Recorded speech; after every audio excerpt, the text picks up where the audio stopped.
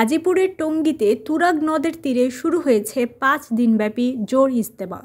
শুক্রবার ফজরের পর থেকে শুরু হওয়া এই ইজতেমা শেষ হবে মঙ্গলবার আখেরি মোনাজাতের মধ্য দিয়ে। এদিকে জোর ইজতেমাকে কেন্দ্র করে গত বৃহস্পতিবার বিকাল থেকে দেশের বিভিন্ন প্রান্ত থেকে ধর্মপ্রাণ মুসলিমরা এই ইজতেমায় অংশ নিতে ময়দানে আসতে শুরু করেন। জোর ইজতেমার প্রথম পর্বে অংশগ্রহণ করেছেন মাওলানা জোবায়ের পন্থীরা।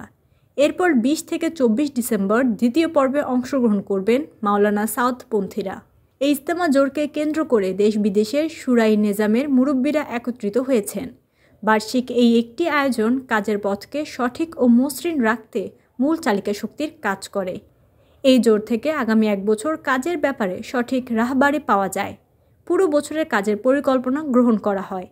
5 দিনব্যাপী জোর ইজতেমায় অংশ নেওয়া ময়দানের মুরব্বীরা জানান, প্রতি বছর ইজতেমার পূর্ব প্রস্তুতি হিসেবে 5 দিনের জোর হয়ে থাকে। এখানে তাবলিগের সাথীরা পুরো বছরের কাজের কারগুজারি ও বড়দের রাহবারি নেওয়ার সুবর্ণ সুযোগ পান, যার জন্য পুরো বছর অপেক্ষায় থাকেন। 5 দিনের যে জোর চলতেছে এটা মূলত হচ্ছে 3 চিল্লা সাথীদের জোর।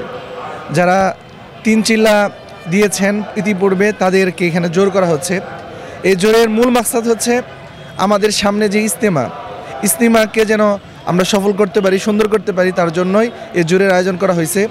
আর হচ্ছে আমরা জোরের একটা শিক্ষা হচ্ছে যে আমরা জোর থেকে সামনে যে আমাদের ইজতেমা, এই ইজতেমার আওয়াজ আমরা প্রতিটি বাংলাদেশের ঘরে ঘরে পৌঁছে দেব।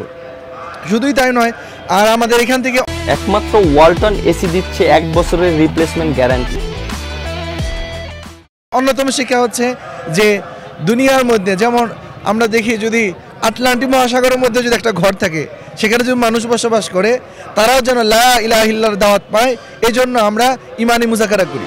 এরপর হচ্ছে আফ্রিকার জঙ্গলেও যদি এভাবে কোনো ঘর থাকে আর তারা যদি এভাবে লা ইলাহা ইল্লাল্লাহর দাওয়াত না পায়, সেখানে যেন আমরা লা ইলাহা ইল্লাল্লাহর দাওয়াত পৌঁছে দিতে পারি।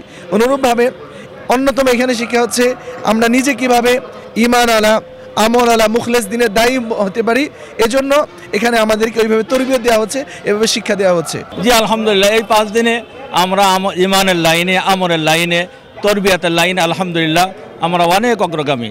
এইভাবে যদি এই শিক্ষাটা আমাদের জীবনে বাস্তবায়িত হয়, আশা করা যায় আল্লাহ তাআলা আমাদেরকে জান্নাত পর্যন্ত পৌঁছে দেবে ইনশাআল্লাহ।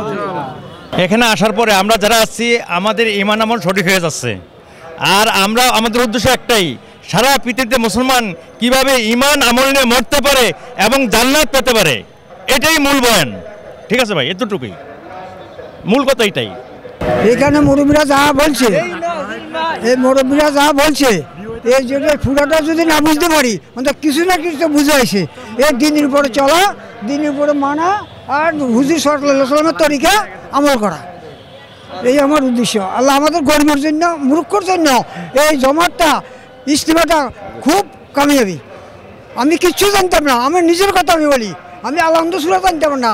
এখন আল্লাহর রহমতে দোয়া কুনুত, দোয়া মাসুরা, অন্তত আলম তারা হইতে নিসিমে যেহেতু সূরা আছে ইনশাআল্লাহ, আল্লাহ পাক মুরব্বীরা বলছে, আমি শিখছি। আমি আলহামদুলিল্লাহ সূরা জানতাম না ভাই। সেই জন্য ভাই আমরা কারো বিপদ বলবো না, আমরা সব ভাই ভাই মুসলমান, আমরা কার বিপদ বলবো? আমার দোষ আমি বলবো, আমরা অপরের দোষ না টোয়াবো। এই জোরকে কেন্দ্র করে দেশ ও দেশের বাহিরের শুরাই নেজামের মুরব্বীরা একত্রিত হয়েছেন।